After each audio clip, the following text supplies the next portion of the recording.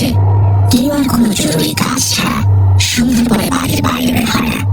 আর বের হলেও লণ্ঠন হাতে করে কয়েকজন মিলে বের হয়।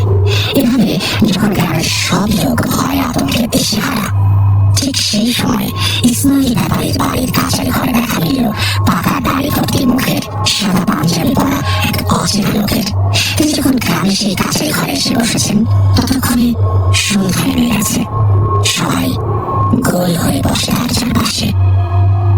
তিনি বলেন তার নাম মৌলানা কালুশা ফকির। তিনি ভবঘুরে মানুষ, এক এলাকা থেকে আরেক এলাকায় ঘুরে বেড়ানোই তার নেশা। আর বিভিন্ন গ্রাম ঘুরে ঘুরে নামাজ কালাম পড়েই তার জীবনের শেষ দিনগুলো তিনি কাটিয়ে দিতে চান। তবে এই গ্রামের পাশ দিয়ে যাওয়ার সময় একটা পাগল ছেলেকে দেখেন তিনি। তার পিছু নিয়েই এই গ্রামে প্রবেশ করেন। সবসময় ইসমাইল ব্যাপারী তার গ্রামের ওলাপিলি আসা থেকে শুরু করে সবকিছু খুলে বলেন রাখাল ছেলেটি কিভাবে পাগল হলো, তারপরে গ্রামের বাচ্চা শিশুদের নিয়ে উৎপাত, তাদের রহস্যজনক মৃত্যুর ব্যাপারেও তিনি সবকিছু জানান। তারপর মৌলানা কালুশা ফকিরের কাছে আছে কি কোনো সমাধান?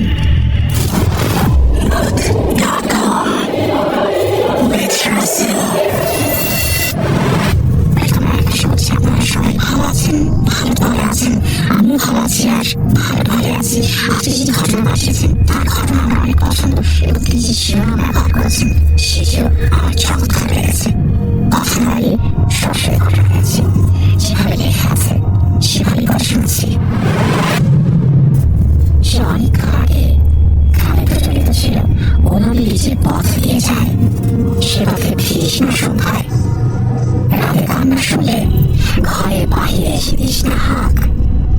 কি বললাম সেটা বুঝতে পারছি না তো। আমিও এই ঘটনা শোনার সময় বুঝতে পারিনি এই প্রচলিত কথাটা। তবে যতই ঘটনা বাজে ঢুকেছে ততই বুঝেছি এই কথা মানে। তবে চলুন আজ আপনাদের সাথে শেয়ার করি অদ্ভুত এই ঘটনা। আমি ইতালির তুষার আপনার জন্য এতদিন যত ঘটনা শেয়ার করেছি তার মাঝে এই ঘটনা বেশ কিছু দিক থেকে আলাদা।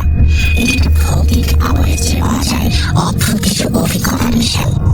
আর সেই ঘটনার কেন্দ্রে আছেন মৌলানা কালুশা ফকির। ভূমিকার বড় না করে চলুন চলে যাই মৌলানা কালুশা ফকিরের ঘটনায়।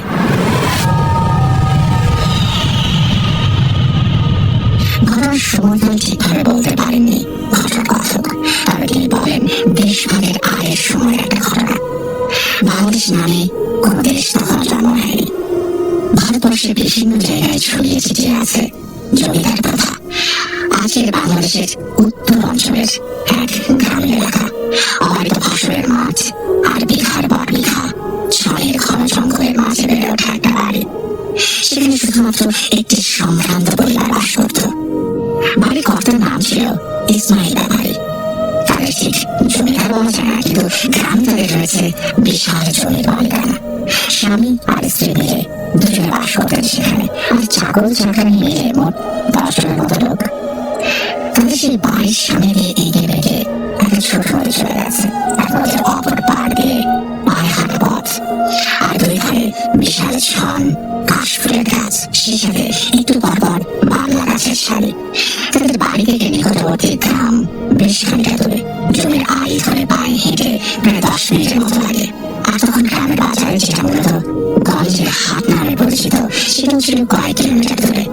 আর সেখানে যেতে বাড়ি দিতে হতো বাঁশঝাড় সহ বিভিন্ন গাছের ঘন জঙ্গল। ইসমাইল ব্যাপারী সেই গঞ্জের হাটে ব্যবসা করতেন। সপ্তাহে 2 দিন তার চাকর কয়েকজন সাথে নিয়ে বর্ষায় নৌকা আর শুকনো সময় হেঁটে যাতায়াত করতেন। এমনি এক সময় শীত তখন যাই যাই করছে প্রকৃতি থেকে। চারপাশে তখনও শীতের আমেজ নেমে আসে রাতের বেলায়। ইসমাইল ব্যাপারী একদিন তার 3 জন চাকর নিয়ে চলেন গঞ্জের হাটে। আসবেন পরদিন দুপুরের দিকে। সেদিন ইসমাইল ব্যাপারীর বউ বাড়ি থেকে ঠিক একটু সামনে নদীর পাড়ে তাদের কলা গাছ দিয়ে বাঁধানো খাটে দিলেন কাপড় ধুতে। তার সাথে তখন ছিল 3 জন কাজের মহিলা। কাজের মহিলাগুলোর 2 জন কলা গাছের ওপরে কাপড়গুলো বাড়ি দিচ্ছে, আর একজন হাঁটুর পানিতে নেমে কাপড় ধুয়ে দিচ্ছে। ইসমাইল ব্যাপারীর বউ নদীর পাড়ে দাঁড়িয়ে তাদের কাজ তদারকি করছে আর তাদের সাথে গল্প করছে। কাপড় ধুতে গিয়ে বেলা গড়িয়ে সূর্য তখন পশ্চিম আকাশে অনেকটা হেলে পড়েছে। শীতের এই সময় তেমন একটা রোদ থাকে না দিনের বেলায়। তার মাঝে শীতে আবার বাতাস উঠেছে খুব বেশি। নদীর ওপারে থাকা কাশফুলের গাছগুলোতে শিরশির করে শব্দ হচ্ছে। এরই মাঝে কোথা থেকে খুব ক্ষীণ একটা মেয়ের গলার কান্নার আওয়াজ ভেসে আসে থেমে থেমে। পানিতে নেমে কাপড় ধোয়া সেই মহিলা প্রথমে বুঝতে পারে সেই ক্ষীণ কান্নার শব্দ।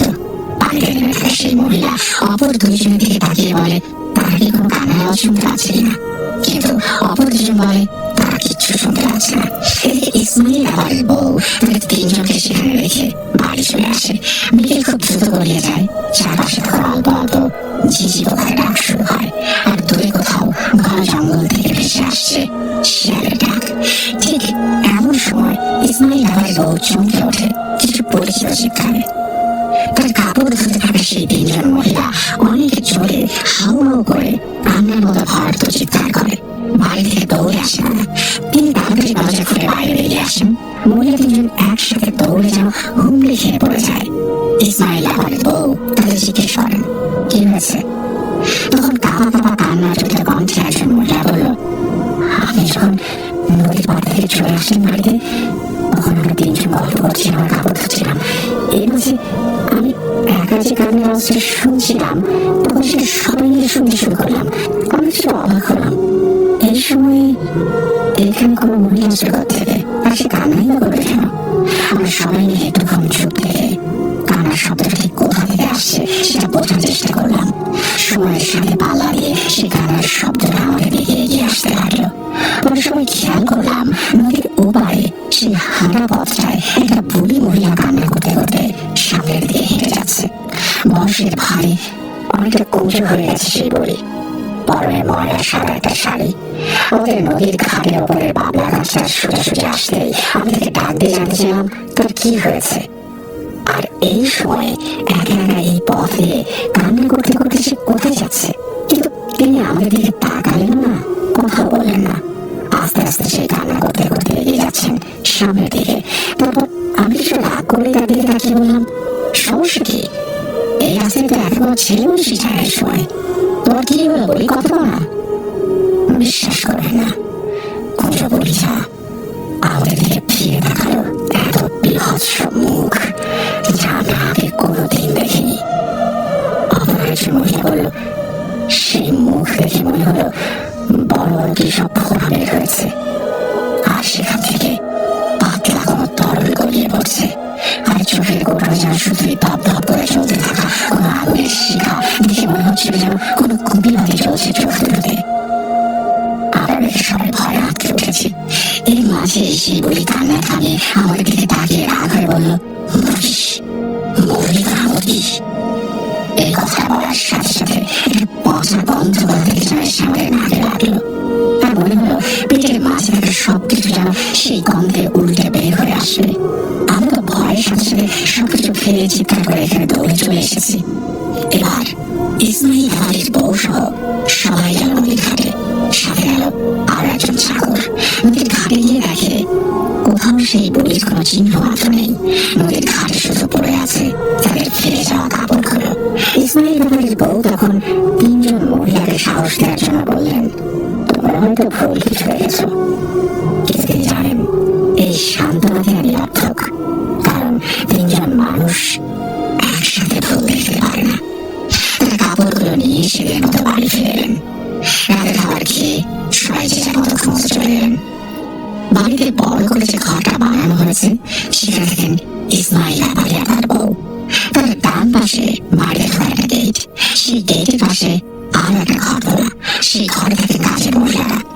আর সেটা থেকে আরেকটু দূরে একটা বিশাল গোয়াল ঘর, সেই গোয়াল ঘরের পাশের ঘরটায় থাকে রাখাল আর তাদের চাকরের দল। ইসমাইল আবারের বউয়ের খেয়ে শুয়ে পড়ার একটু পর চোখে মাত্র লেগে এসেছে। এর মাঝে পাশে ঘর থেকে ভেসে আসে একটা কান্নার আওয়াজ। ঠিক সেই সময় তিনি ঘরে চলতে থাকা কপিবাতিটা নিয়ে তাড়াতাড়ি বাইরে যান। দেখেন কয়েকজন চাকর চলে এসেছে সেখানে। সেই মহিলাদের ঘরের সামনে এসে চলে ডাক দিতেই এক মহিলা দরজা খুলে বেরিয়ে আসে ঘর থেকে। বাইরে বের হয়ে কিছু বলার আগে সে মুখ ভর্তি করে বমি করে। তার একটু পরে কিছুটা ভাবস্থ হয়ে বলে, ঘরের ভেতরে সবারই একই অবস্থা, সবার পানির মতো বমি হচ্ছে। সেই সন্ধ্যাবেলা আছে সে দৌড়ে ইসমাইল আলীর বউয়ের কাছে চলে আসলো। সেই চাকরটি সবচেয়ে পুরাতন, তার বয়স অনেক বেশি, তার শ্বশুর মশাইয়ের সময় থেকে এই পরিবারের সাথে আছে। তিনি এসে বললেন, মা, আমি বুঝেছি এখানে কি হয়েছে, কে এসেছিল আজ আমাদের এখানে, আমি বুঝতে পেরেছি। বাঁচতে চাইলে তাড়াতাড়ি এখান থেকে চলুন, আর এক মুহূর্ত এখানে থাকা যাবে না। ইসমাইল আলীর বউ তখন অবাক হয়ে দাঁড়িয়ে তাকিয়ে বললেন, আমি তো কিছুই বুঝতে পারছি না, আর এদের এমন অসুস্থ অবস্থায় রেখে এই হাতে যাবো কিভাবে? প্রবীর সেই চাকরটি তখন কিছুটা চিৎকার করে বললেন, মা, এখানে আজ ভাবি এসেছিল, তারা যে পথে আসে সে পথে মরণ খেয়ে যায়, সব কিছু যেন এক নিমিষে ছাড়খাড় করে দেয়। তাড়াতাড়ি এখান থেকে চলুন, তাহলে আমরা কেউ বাঁচতে পারবো না। আর এই তিনজনের কথা চিন্তা করে লাভ নেই, তাদের জন্য আমাদের আর কিছু করার নেই, তারা হয়তো সকাল পর্যন্ত দিতে পারে না। সে হাতে দেখা কয়েকজন মিলে হাতে কিছু লাঠি আর লঞ্চন নিয়ে বেরিয়ে পড়ে, যায় পাশের খাদের উদ্দেশ্যে। সেখানে ছিল ইসমাইল আলীর অন্যান্য আত্মীয় স্বজনেরা, তারা শুধু একা গিয়ে নতুন বাড়ি করেছিল ওদিকে বছর দুই আগে। এই বাড়িতে এসে সারা রাত সবাইকে ডেকে তুলে মোটামুটি ঘটনা জানালো। সেই রাতে আর কোনো ঘুম এলো না। সকালে সূর্য ওঠার সাথে সাথে পুরো গ্রামে ছড়িয়ে গেল খবরটা। ভয় এবার যায় না ওদিকে। মানে দুপুরের দিকে যখন ইসমাইল আলী তার লোকজনকে নিয়ে ফিরে আসে, তখন গ্রামে ঢোকার আগেই তিনি রাস্তার কাছে লোকমুখানের কথা জানতে পারেন। তার বউ যে গ্রামে ফিরে এসেছে রাতে, এটাও জানতে পারেন সেখানেই। তাই তিনি বাড়ি না গিয়ে সোজা আলী বাড়িতে আসেন। বউ এবং তার প্রবীণ চাকরের কাছ থেকে বিস্তারিত শোনেন। তারপরে গ্রামের কয়েকজন যুবক আর চাকর মিলে সিদ্ধান্ত নেয় ইসমাইল আলীর বাড়িতে গিয়ে সেই মহিলা তিনজনের খোঁজ নিয়ে আসবে। সবাই কথা মতো দুপুরে পরে বের হয় তার বাড়ির উদ্দেশ্যে। আস্তে আস্তে বাড়ির দিকে এগোতেই দৌড়ে দেখে তাদের বাড়িতে ঢোকার প্রথম গেটের মুখে সেই মহিলাদের একজন পড়ে আছে। কাছে কিছু মাছি ভন ভন করে উঠছে। দূর থেকে আর বুঝতে বাকি থাকে না সেই মহিলা বেঁচে নেই। আর কেউ সাহস করল না সামনে এগোতে। তারা সেখান থেকেই জোরে জোরে ডাকা শুরু করলো তিনজনের নাম ধরে, কিন্তু কারো কোনো সারা শব্দ মিলল না। সবাই কিছুটা নিশ্চিত হয়ে যায় আর কেউ বেঁচে নেই সেই বাড়িতে। তারা সবাই গ্রামে ফিরে আসেন। ইসমাইল আলীর পুরোনো বাড়িতে একটা বিশাল পুকুর আছে, আর সেই পুকুর পাড়ে কয়েকটা তাল আর খেজুর গাছের সাথে আছে বিশাল এক শিরিষ গাছ। সেই শিরিষ গাছের নিচেই অনেক বড় করে বানানো আছে একটা কাঁচারি ঘর। ঘরের ওপরের চালাটা ছয় হলেও ঘরের শুধু পুকুরের দিকের বেড়াটা সম্পূর্ণ দেয়া, আর বাকি তিন দিকের বেড়াটা এক বুক সমান উঁচু করে দেয়া। ঘরের সামনে ছং দিয়ে যাওয়া দেওয়া একটা বারান্দা আছে, যেটাকে চালি বলে ডাকা হতো সেই সময়। গ্রামে আগেকার সব অবস্থা সম্পন্ন বাড়িতে এই ঘরের প্রচলন ছিল, যেটা মেন বাড়ি থেকে কিছুটা দূরে। গ্রামের গণ্যমান্য ব্যক্তি, প্রবীণ লোকজন, গ্রামের পুরুষরা এখানে বসে গল্প করত আর বিভিন্ন দলগত সিদ্ধান্ত নিত।